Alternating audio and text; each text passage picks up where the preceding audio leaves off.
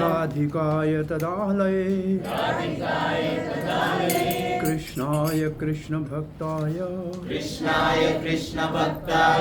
तद्भक्ताय नमो नमः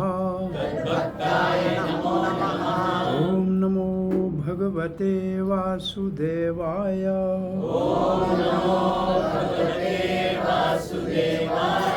ॐ नमो भगवते वासुदेवाय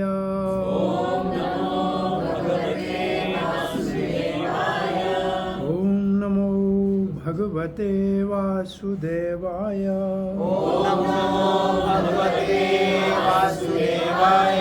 कृष्णाय वासुदेवाय देवकीनन्दनाय च नन्दगोपकुमाराय गोविन्दाय नमो नमः नमो महावदन्याय कृष्ण प्रेम प्रदायते कृष्णाय कृष्ण चैतन्य नामनि गौरात्वेषे नमः श्री चैतन्य मनोभीष्टं स्थापितं येन भूतले स्वयं रूपः कदा मह्यं ददाति स्वपदान्तिकं जय श्री कृष्ण चैतन्य प्रभु नित्यानंद श्री अद्वैत गदाधर शिवासादि गौर भक्त वृंद हरे Krishna Krishna Krishna Hare Hare Hare Ram Ram Ram Hare Hare Hare Krishna, dear devotees, you are welcome for continuity of our Bhakti Shastri study of Nectar of Instruction by Sri Rupa Goswami, Upadesha Amrita. Upadesha Amrita. This is the Anubhava. This is a new word for you, Anubhava. You know Anubhava? Bhav and then Anubhava. After Vibhav there comes Anubhava. Like if I have Vatsalya Bhav for Krishna, it means I consider Krishna as my darling son. Then when it is the evening time that he is about to come from pasturing ground, then my Anubhav will be, I will go out and watch when he is coming. So Anubhav is a reactionary, voluntary actions which one perform in the ecstasy when he is already sthai bhav. You understand what I am saying? This is subject matter of the Nectar of Devotion after 19th chapter. If this bhav is after prema, After means it is 28, 21, 22, 23 other chapters. Anubhav. So one of the Anubhav is Vachak. Vachak means he starts speaking and giving instruction. So Rupa Goswami in a transcendental ecstasy gave these instruction as a Anubhav. Vachak, Upadeshak, Anubhav. In his transcendental, ecstatic, because ultimately he is going to Radha Kund because he is Rupa Manjari. He has to be connected to Radha Rani. But to reach to the level of loving affairs of Radha Krishna, he is giving us the whole path or the procedure or the system to reach there. There is Upadeshamrita. Is it okay? The Anubhav of Srila Rupa Goswami in ecstasy as a Vachak. Vachak means words and instructive means Upadesh. Is it okay? Your book of Upadeshamrita is, I think, a very small book out of the 4. Not now, but a 2 volume. Tomorrow I'll bring the book. I don't know, yes, you have? So that 2 volume is only on 11 verses. 2 volumes, and this is not this size book, a full size book, which gives really the more detail of this Upadeshamrita. That means it's not a very small book, it has a lot more in between the lines. So once when Bhaktivinoda Thakur came to Vrindavan, he went to Radha Raman Kera. It means the place where Radha Raman temple is there.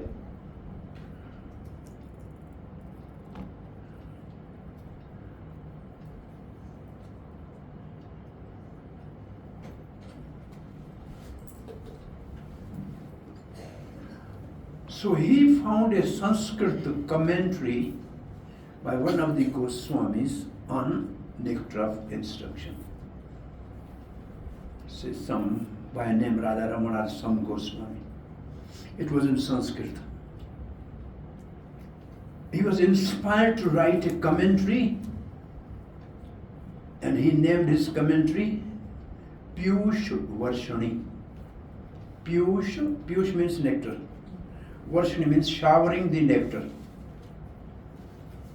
So there is a commentary on Nectar of Instruction by one Radharaman Goswami, which is not actually in this book, our book, but we have to honor and respect because it has inspired Bhaktivinoda Thakur to write the commentary. And Bhaktivinoda Thakur's commentary name is Piyush Varshani. And then he asked his son, Bhaktisiddhanta Saraswati Goswami Maharaj Srila to write another commentary. And the name of the commentary by Bhaktisiddhanta Saraswati Goswami Maharaj Srila Prabhupada is Anuvrti Tika. Anuvrti. Anu means following. Vrti means the mood of the previous Acharya like Bhaktivinoda Thakur. So we have 3 commentaries. Bhaktivinoda Thakur, Piyush Varshani, Bhaktisiddhanta Saraswati Thakur, Anuvrti, and Srila Prabhupada's commentary. And actually Srila Prabhupada, commentary is a major commentary which we discuss, but we will also get the mood of the previous acharyas which Srila Prabhupada has put into the words in this commentary. Is it okay? So 3 commentaries of our Sampradaya and 1 of the Radharaman, which is also Gauriya. And then you are ready to have some demonstration of first verse, Vacho Begam. And then you have 3, almost I heard. You have 3 presentations? 3. So 3 sets of dramas, right? How much time do you think it will take? How many Prabhus have one? 2 only. 2 only? Yeah, 3 they will do, 3 they will do. One from 3 and 3. No, just 2. one from Mataji. One So from we'll take Mataji. out 3. 3 urges. 3 urges, 1 Mataji. Yes. Okay, how much time do you think it will take? Take 5 minutes. 10 5 minutes. Okay, I just keep 50 minutes with question and answer, everything for both or 1? Hour will take 20 minutes. Okay, No, 1 hour. 1 hour, 1 hour for both? No. Maximum half Hard, an hour. hard, In half an hour. 40 minutes? 30 to 40 minutes both. Yeah. Okay, 30 to 40 minutes both, all right. So,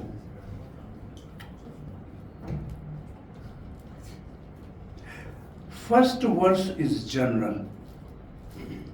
For any spiritual seeker, It's a general verse. For any spiritual seeker, if he wants to advance in his spiritual life, he must control mind and senses. That is the message from the preface through verse number 1. Okay? And this whole theme in this section is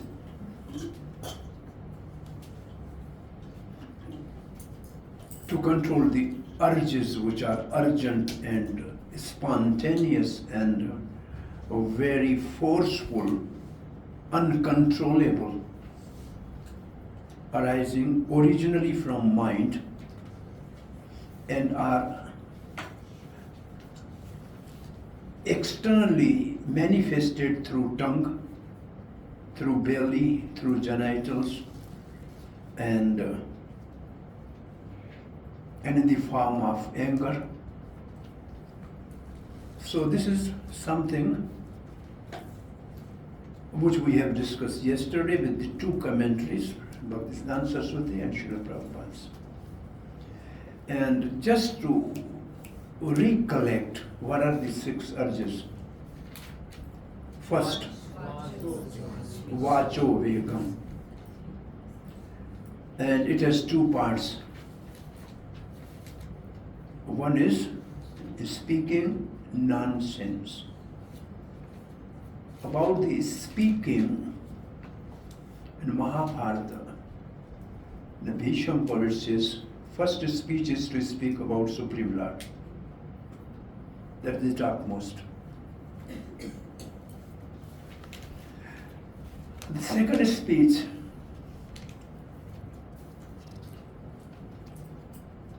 is sweet.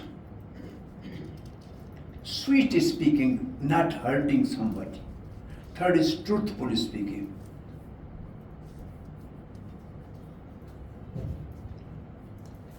And fourth is maybe nonsense speaking. And fifth is blasphemy, speaking by disrespecting others. So except the first 3, spiritual talk or sweet talk or truthful talk, the 2 are basically Vacho Vega, the nonsense and blasphemous. So there are varieties of talk, right?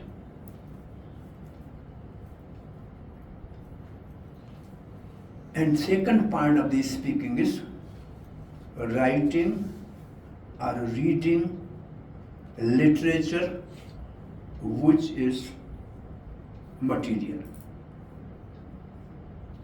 And leading towards sense gratification. That is also Vacho Vega. Right? And then we have Manasa. And for mind, we have only one example. What is that example? Sun and darkness. Sun represent Krishna. And darkness represent? Now sun represent another thing. What is that? Light. And Maya represent darkness. So light means knowledge, Gyan. And darkness means ignorance. So you can have these 4 analysis of the sun and Maya. Is it okay? 4 things. So if we have a sun, we have Krishna.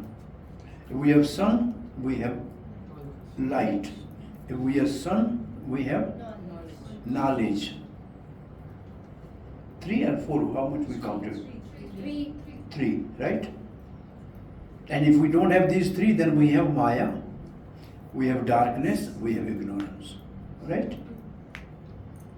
So what is the result? One result is peaceful mind. By always thinking of Krishna. Another mind is agitated mind. And now going to the back to the mind, the Bhakti Siddhanta Saraswati Goswami has written two things. What are these?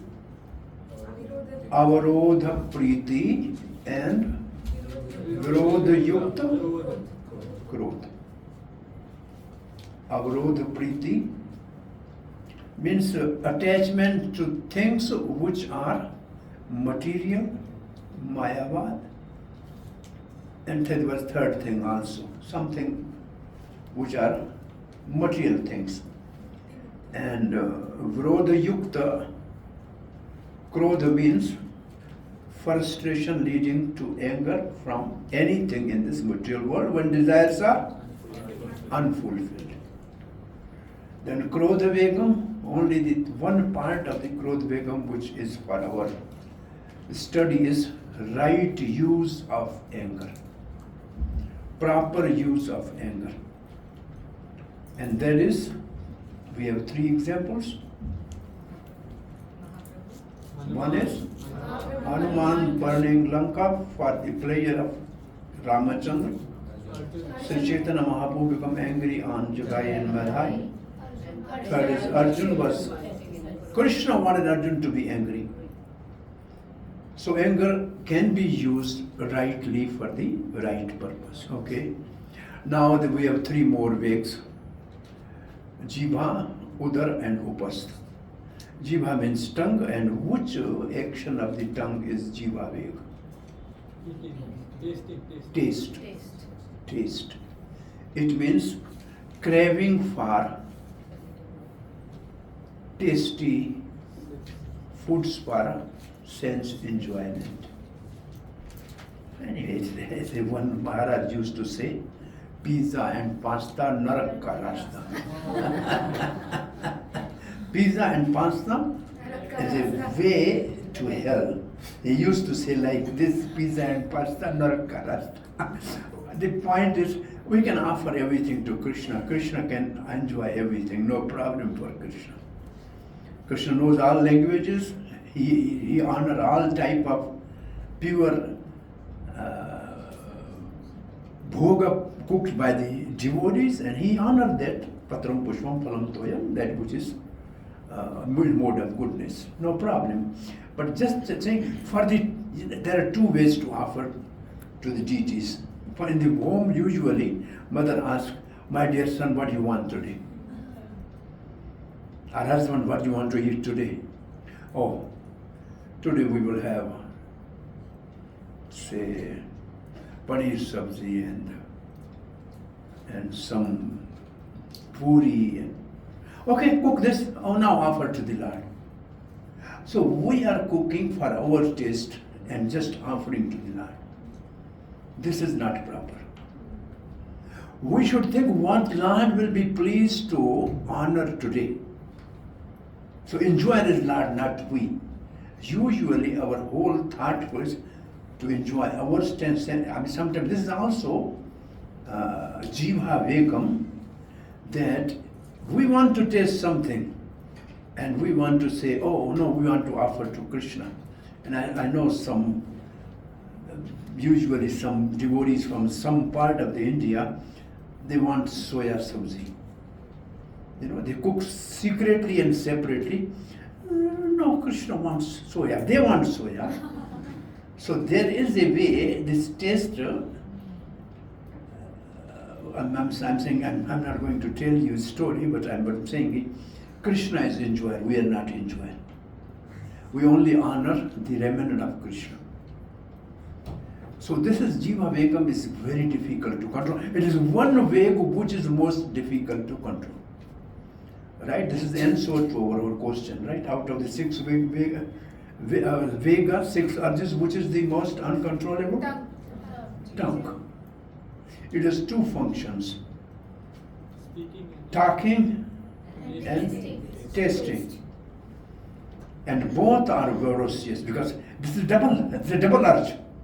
One organ with double urge. Therefore it is more dangerous. The one organ with double function. This therefore it is more difficult. Kathan sansare. It is very difficult to control in this world. If you don't get your palate full, then you will shout. So it is also Vacho Begam connected with the Jiva Begam, right? Somebody is not giving you gulab, why you are not giving me? So you also become angry. Everything is included in this one thing. Everything is included in this one Jiva, right? And then you eat sumptuously some very rich food, then belly needs to digest, so you have to sleep in mode of ignorance. So it leads to the waste of the time. And then the energy will come in the body, then you want to enjoy your genitals also.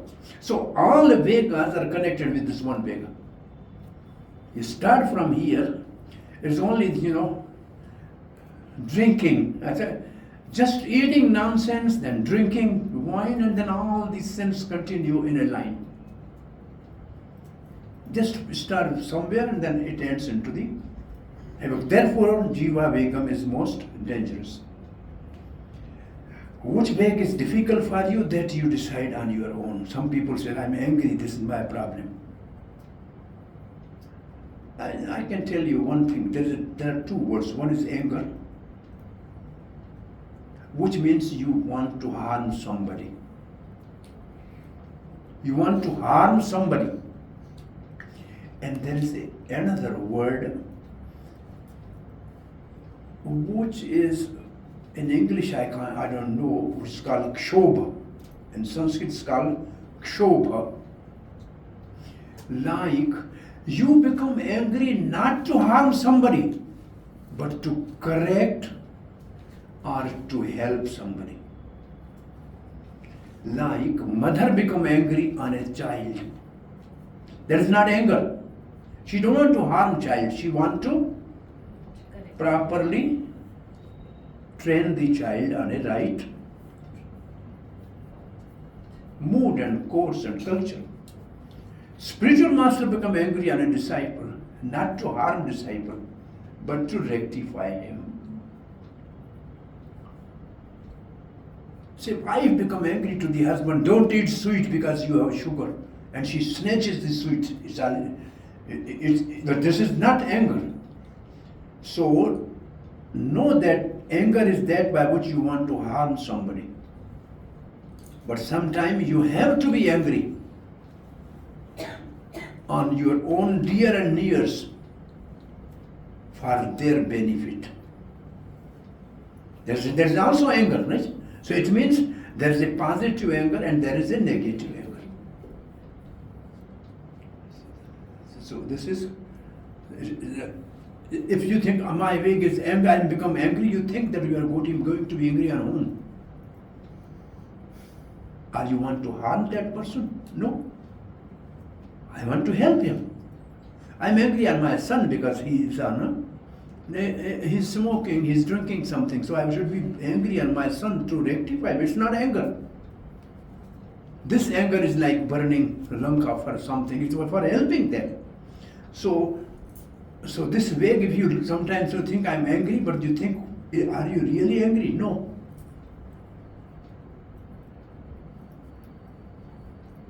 Manasa Begam everybody has. If you write this, then you are not the only one. Everybody has a Manasa Begam. Because mind is very, very difficult to control. Then what is the Krishna gave the solution to control mind? Abhyasena tu konteya. This is the which chapter?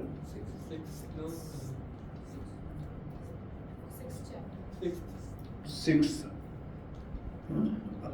Ansaksham Mahabhava Manotundegram Pachalo. The verse came that Krishna says the topmost yogi is one who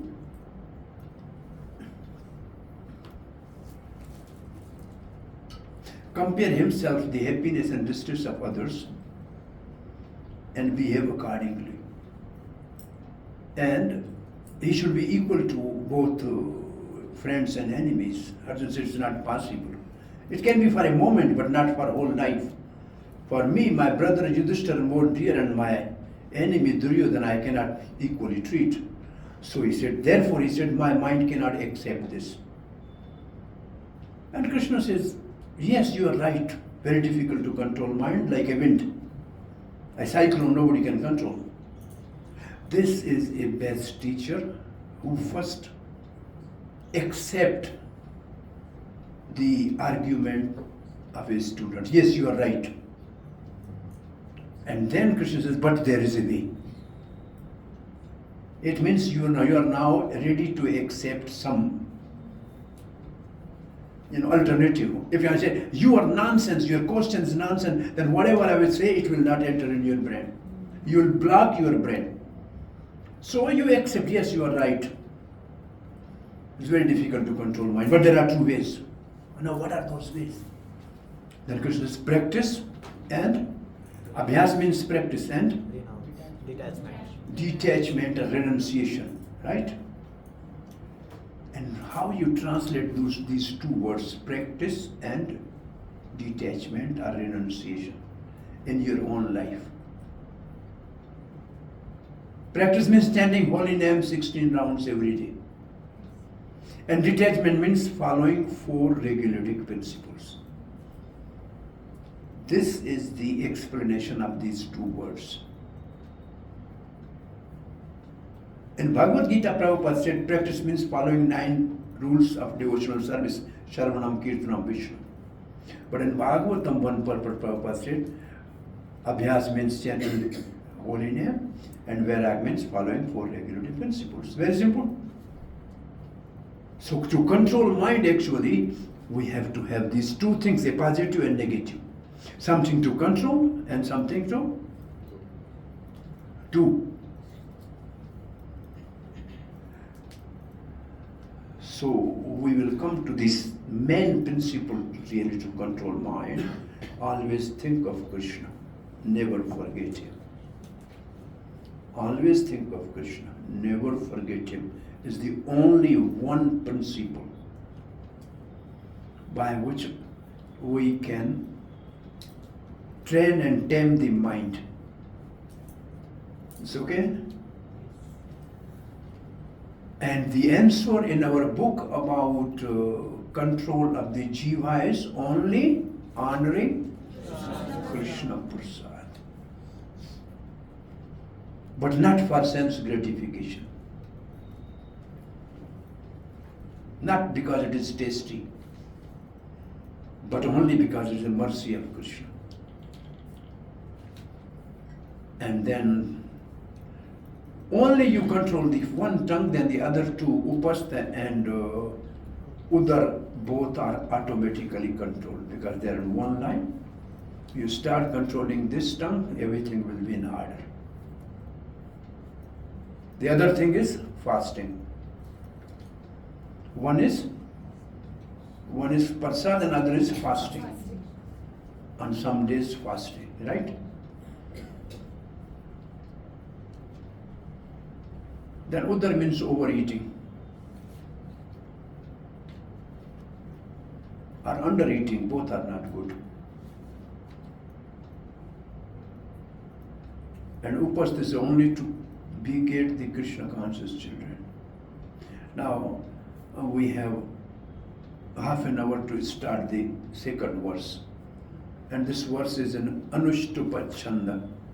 All Bhagavad Gita is mostly in Anushtupa Chanda.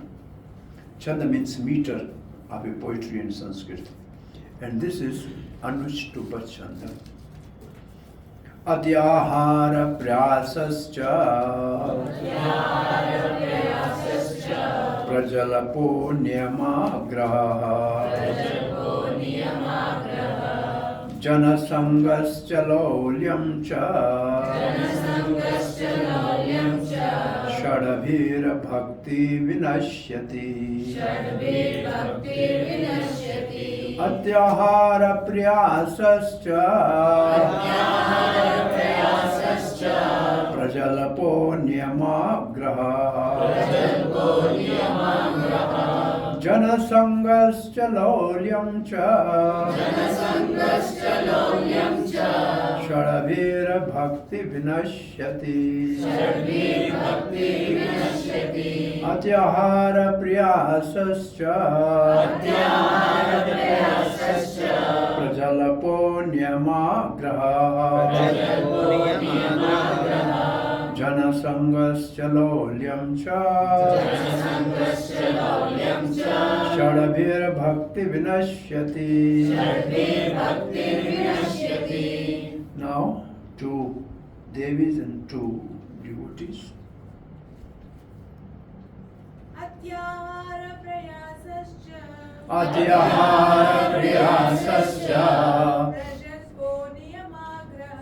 प्रजल्पो नियमाग्रहः जनसंगश्च लौल्यं च षड्भिर्भक्तिर्विनश्यति.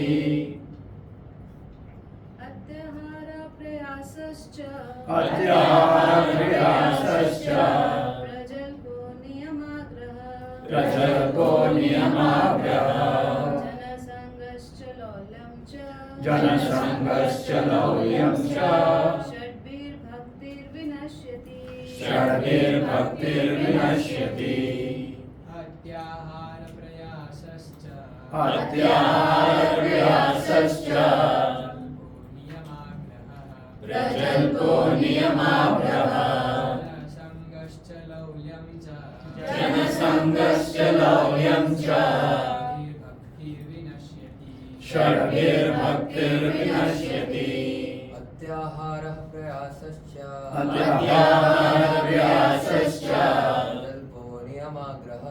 प्रजल्पो नियमाग्रहः संगश्च लौल्यं च जनसंगश्च लौल्यं च षड्भिर्भक्तिर्विनश्यति. Any word which is very familiar in this verse to you, you know that word?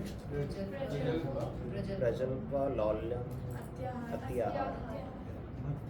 Neelam, what is your name? Neelam? Neelo. Any word is familiar to you in this verse? Cha, which means end. Cha means end, right? Okay. I think one word you definitely know. Last line, second word. Bhakti. You know bhakti? Yeah, Vaishnava. You know this, okay? Yeah. You know bhakti, you know cha, end, right? Okay. And shadbhir means six. Shad means six. Shad means six. Six, okay? Vinashyati means destroy. Vinas, destruction. So devotion is destroyed by these six things. Is the last line is clear?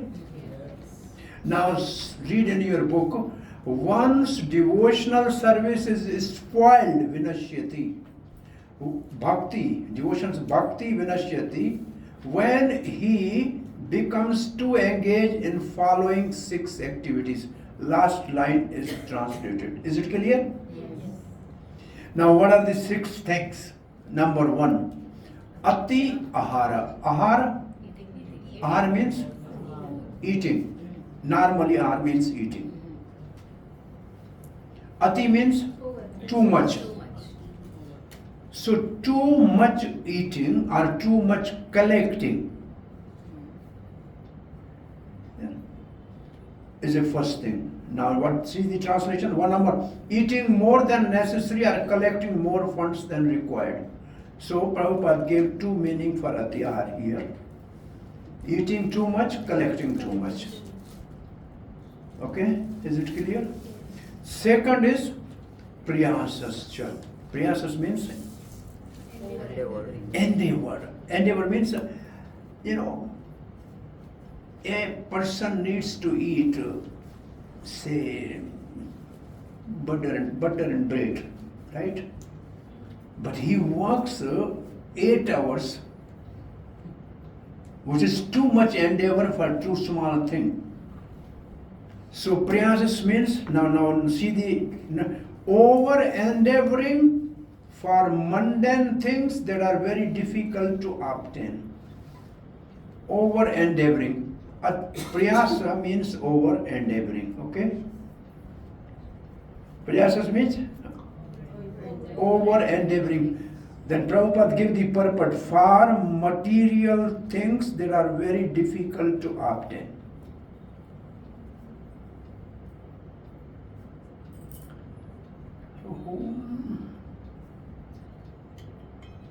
Which are not necessary for soul because they are material. Because bhakti is a function of the soul. Bhakti is destroyed means the constitutional position of the soul is disturbed. Okay, third, Prajalapo. Now before I go to Prajalapo again, I want to just say Ate Ahar and Jiva Vegam are not same. We have a Jiva Vegam in the first verse, right? Yes. Eating palatable things, right? Yes. And this is also Atyahar, means eating too much, is a belly, right? Yes. So they are same. But that is for general people to make to become the self-control. But this is for devotion. The theme is different. Theme of first verse and second verse is different. But they appear same. Like Prajalapo is like Vachovegam. The Vachovegam and Prajalap both are same. Prajalap means talking nonsense. Talking unnecessarily about mundane subject matters. Prajalap. Talking. Jalapa means talking. And Prajalap means talking something unnecessary. About things that are very difficult to obtain. There's a war going on in Russia and Ukraine. What you will do? You chant your rounds and be happy. What you are talking about for 10 hours on what happened there? This is nonsense talk. People hold 3 days watching cricket and stopping them. This is Persian. What benefit you get from that? Some mental benefit, that's all. So this is third. And fourth is Niyamagra. This is a little difficult one. It has two meanings. See here? 4.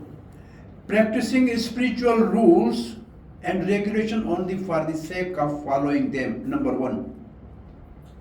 But not knowing what is the purpose. And number 2 meaning is not for the sake of spiritual advancement, that is the first line. Or rejecting the rules and regulation of the scripture and working independently or whimsically. So it has 2 meanings. Because I'm not able to follow some rule of the devotional service. So I give it up. There is Niyamagra. Or I'm only following the rule, but not actually for some spiritual benefit, to show that I appeared in Mangal Arti, that my attendance will be there, but I am not there. Something like that. Following the rules, but not knowing the benefit, the spiritual benefit. These are the 2 meanings of this word Namagra, which name agra and namagra. So we will discuss this 2 different meanings. Okay. Now the fifth is Jana Sanghas, association with materially minded people.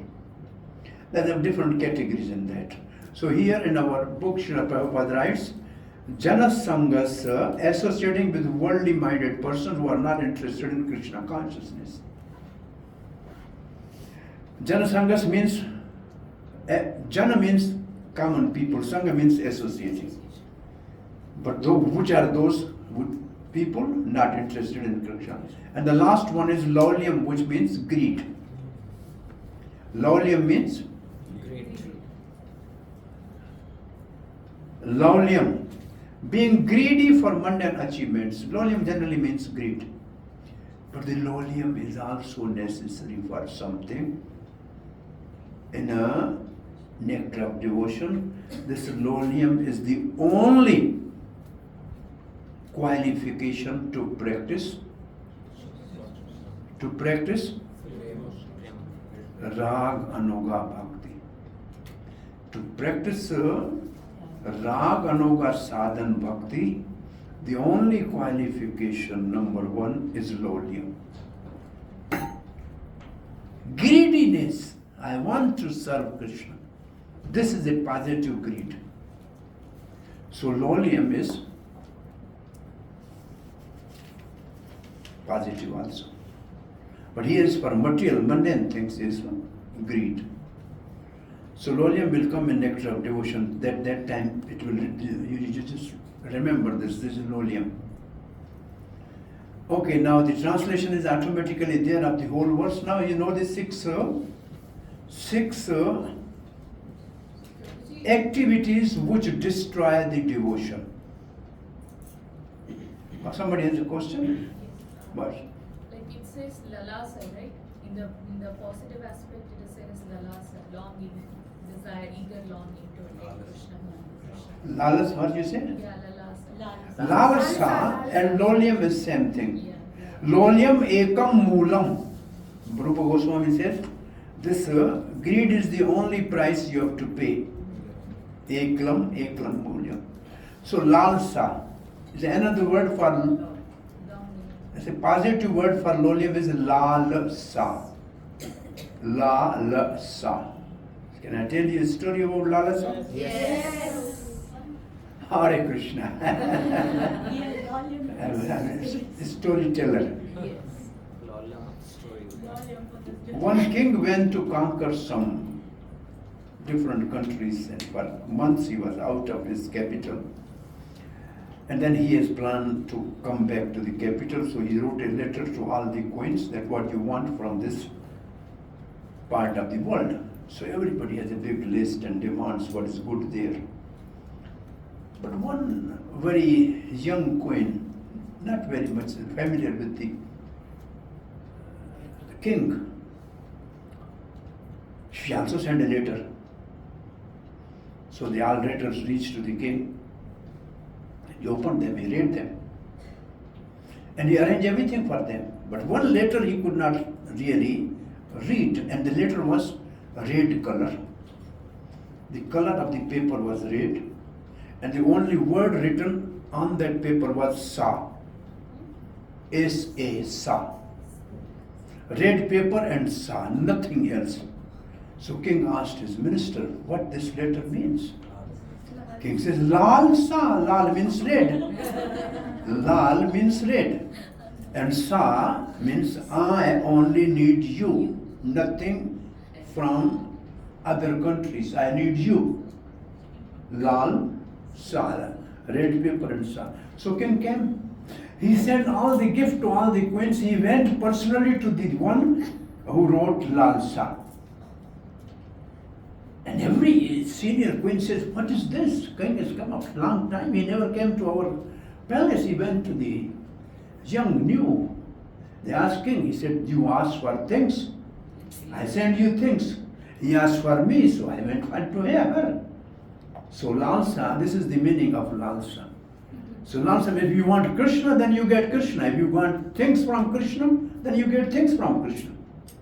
So what do you want from Krishna? Love of Krishna, right? Not anything from Krishna. So lolium means asking anything from Krishna. And lalsa means asking Krishna. Is it clear? Nothing? Okay. So whatever we get in this world, they're all coming from Krishna ultimately. People go to the temple, they want car, they want job, they want money, Krishna provide them. But only one goes and asks Krishna, I want you. That is lalsa. Is it clear? So lolium and lalsa has a very subtle difference. So lalsa is to love and serve Krishna. Lolium is to get benedictions from Krishna. Now, with this example, it will be clear. Krishna gave choices to Arjuna and Duryodhana. He said, on one side I am alone and not use any weapon. On the other side I have my one full division of army. Now you choose. The first choice is Arjuna. Is younger and as I am first. And it is the need for them both were help in war. So what do you think you will choose? A person who don't use the weapon or the whole one brigade of army, what you will need? Ordinary people say, I need army, what can I do with one person who is not going to fight, right? But Arjuna selected Krishna, not the army. That is Lalsa. So he wanted Krishna, not the army. And what is the result? The one who has a Krishna is victorious. Yatra Yogeshwar Krishna. And the one who got the army was defeated. So Lolium and Lalsa has a little subtle difference, right? The one there also like Gopis Kamad. Gopis love Krishna with the word Kama, but this Kam doesn't mean lust. This Kam means love, pure love. But because there's no example of pure love in this world, so Sri Rupa Goswami used the word Kam because the people only know the lust. But this is Gopis are not lusty, they are pure conjugal devotees of Krishna. So there are words which have different meanings in different contexts. Is it okay? Now, this translation is clear to everybody. 6 activities spoil bhakti, destroy bhakti, endanger devotion. Okay? Now we have this thing. Where are we? This we know, okay. This is the breakdown of the purport. I suggest you on the paragraph of the book, you write this word, then in future you will remember. Simple living and high thinking and 6 faults, para 1 to 5. So first 5 paragraphs has the theme of simple living, high thinking. And 6 faults. We'll know. We'll learn this. It's okay? So anybody can say what is simple living and high thinking means? Spending more time on Krishna consciousness and less time for mundane achievements. Say again? Spending more time on Krishna conscious activities and less time for mundane endeavors. There is simple living. And high thinking both. Yes. High thinking is Krishna and simple living is less material requirements. Yes? Actually, as we learned in Ishopanishad first verse, accepting things as necessary, knowing whom they belong to, and not trying to encroach upon others' property. That is simple living. That is simple living. Living honestly and enjoying one's own share, not encroaching on the other's property, is also simple living. Okay? From in this verse we learn about prayas, not over endeavoring for material things. It is also simple living that we should not over endeavor for material things. We Yes? should be satisfied with what that comes on his own accord, and then we should focus on. So 3 concepts. Anything else? According to Ishavasya principle, we learn in the Ishopanishad that we have to endeavor what this thing that Lord Krishna set aside our quota. That we have discussed. Yeah. And other thing we have to just should not accept because that thing belongs to the Lord. And what is the higher thinking? Higher thinking we just Give the time to cultivating self-realization. devotional service means cultivating philosophy and doing devotional service to pleasing the Lord Krishna. Studying philosophy and trying to Trying to render some devotional service to pleasing practicing devotional service. What is high thinking? जीव से तत्व Seeing everyone as part and जीव parcel. से तत्व विज्ञान Jivasya tattva jigyasa. We are living for knowing the absolute. Tattva means absolute. Jigyasa means inquiring about absolute truth is higher thinking. Inquiring about absolute truth is higher thinking. How it works. If we live simply, then Maya will not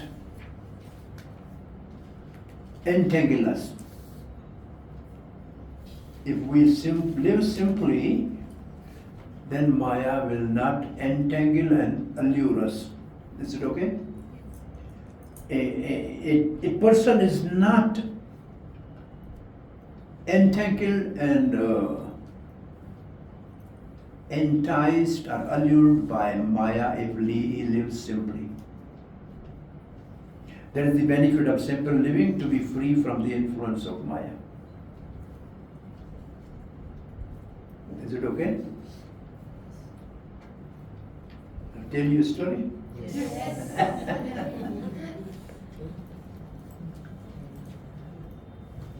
One person has a lot of trouble in his life, so he went to the astrologer. Astrologer said, you have Saturn very bad in your stars, so you do some worship for that. He said, how much it cost? He said, 5,000 rupees. He said, I don't have. He said, then you can do 2,100 rupees worship. He said, I don't have. 1100s, not possible. 501, are not available. 250, sorry. 101, I cannot do that. 51, difficult to arrange. Can you do something 11 rupees worth of worship?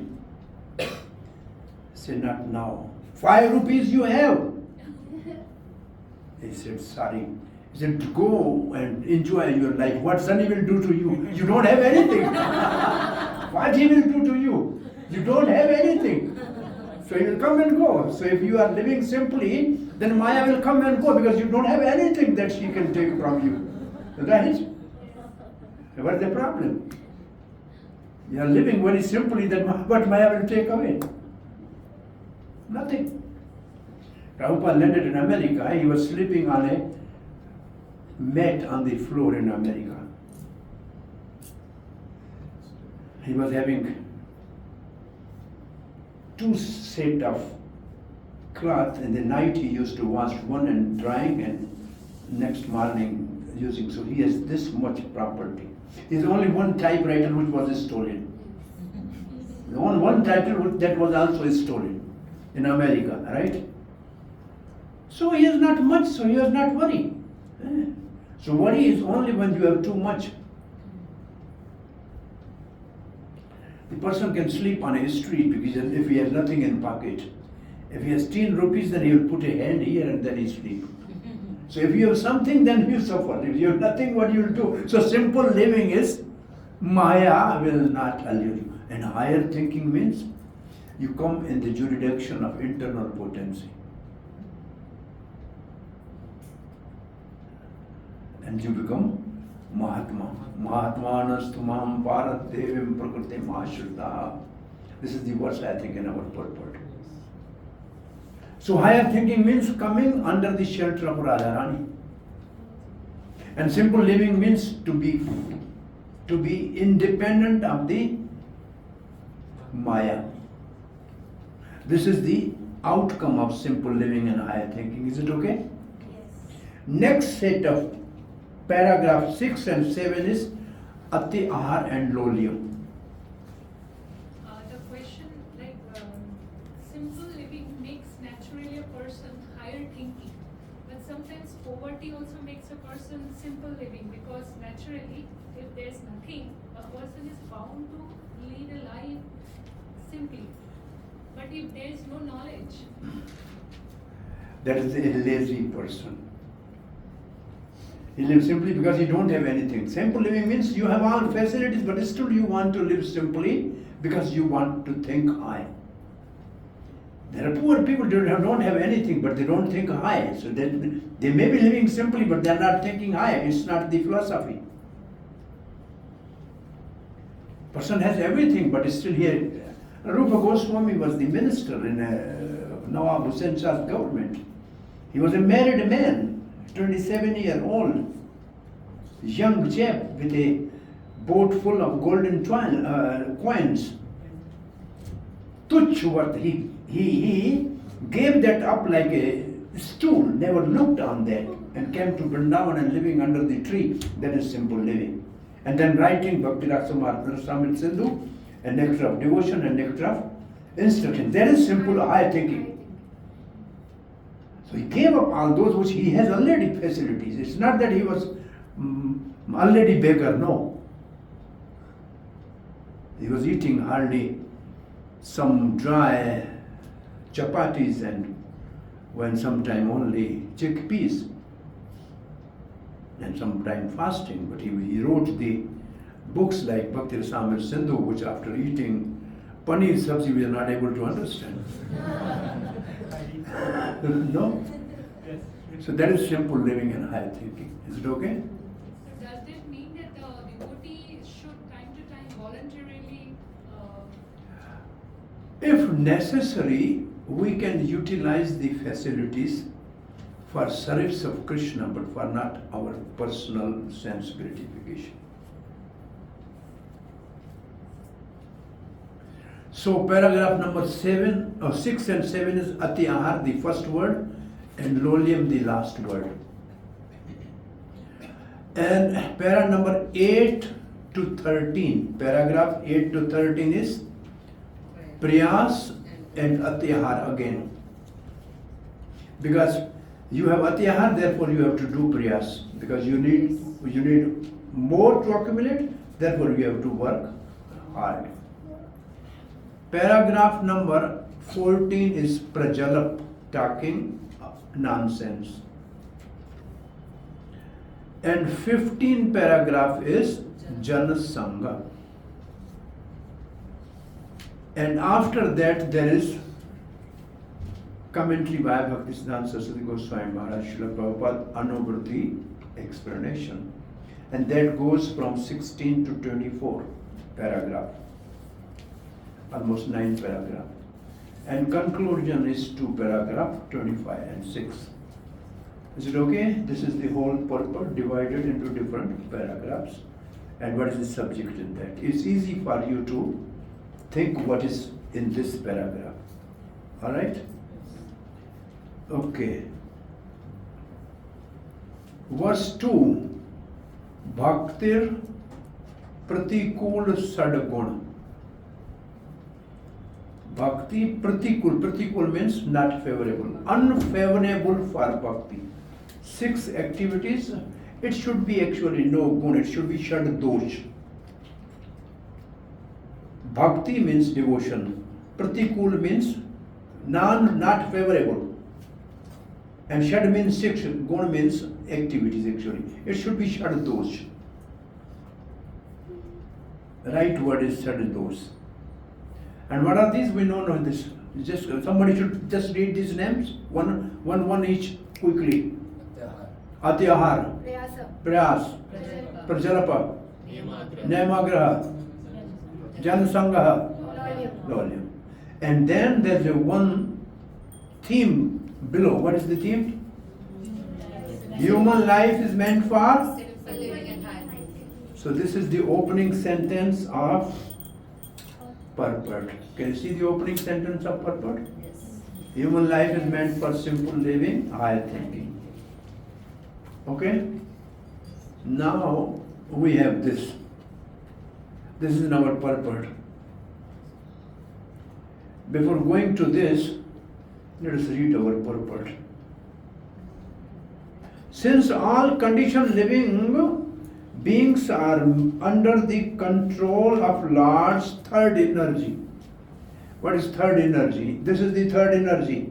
See on the chart, on your extreme right, your right is a third energy. What is the third energy? Okay, well, we should stop here. What is the third energy? External energy, Maya. Because they are conditioned souls, so they are conditioned by three modes of material nature. Remember this one word. When you say conditioned soul, they are conditioned by three modes of material nature. Conditioning is by three modes of material nature. They are bound by three modes of material nature, okay? Third energy. So this is third energy. The best thing is we should be under the control of first energy. That's what Prabhupada writes. And we are the intermediate energy, Jiva. Can you see the Jiva? He has two choices. Either go to the out and say external energy or the internal energy. Antarang or Bahirang Shakti. If he goes to the internal energy, he has three benefits. And what is the personification of internal energy? Radharani, or her expansion, Lakshmi Devi.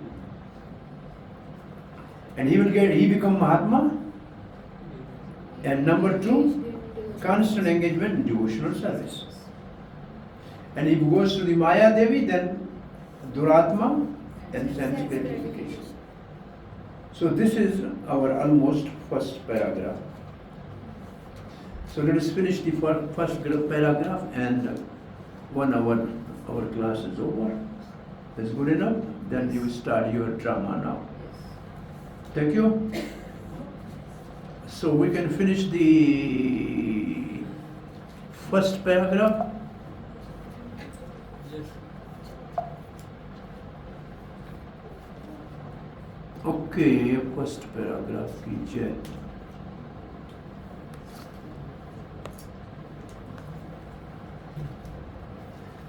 This material world is designed so that one is obliged to work.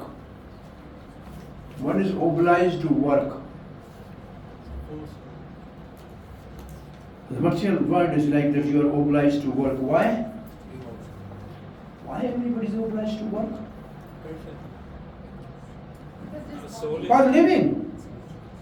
You have to live, so you have to work. Very simple. Oh no, I have all facilities. Still you have to work. What? You have to chew the food. It's also working. No? Somebody else can give you food, free food. But at least you have to chew, right? No? You have to digest, so you have to work. You have to work. There's no way to escape that. Why you have to work? The answer is because soul by nature is active. You cannot be inactive because soul by nature is active. Therefore you have to work. You cannot be inactive. If you want, you try for 1 hour to sit like this. Not possible. You have to move your hands. It's not possible. So everybody has to work. The Supreme Personality Godhead has three primary energy or potencies. First is called Antaram, or internal potency. The second is called Tatis Shakti and marginal potency. And the third is called Bahirang Shakti or external potency. The living entities constitute the marginal inner potency, and they are situated between the internal and external potency, being subordinate as an eternal servant of the Supreme Personality of Godhead, the Jivatma or atomic living entities must remain under the control of either the internal or external potency. They are not independent. They have to have one choice. Basically, they have only one choice. And that is to go to the shelter of internal potency. If they don't do that, they automatically fall on the lap of external energy. For endeavor has to be made only for going under shelter of internal potency. We don't do that, then automatically we fall on the lap of external energy. So it's not external energy is binding us, we are falling in her trap.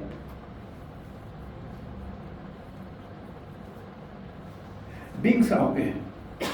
When they are under the control of internal potency, they display their natural constitutional activity, means devotional service. Namely, the constant engagement in the devotional service of Lord. This is stated in Bhagavad Gita 9:13. Mahatma nastumam parat devim prakritimashita bhajante anya manaso gyatva bhutadem avyayam. Okay, we end it here. Then what is Mahatma? We'll read tomorrow. Okay? Thank you very much. Now there is no question, no answer. Now your drama, we will relish what is going on. Uma Radhe. Thank you.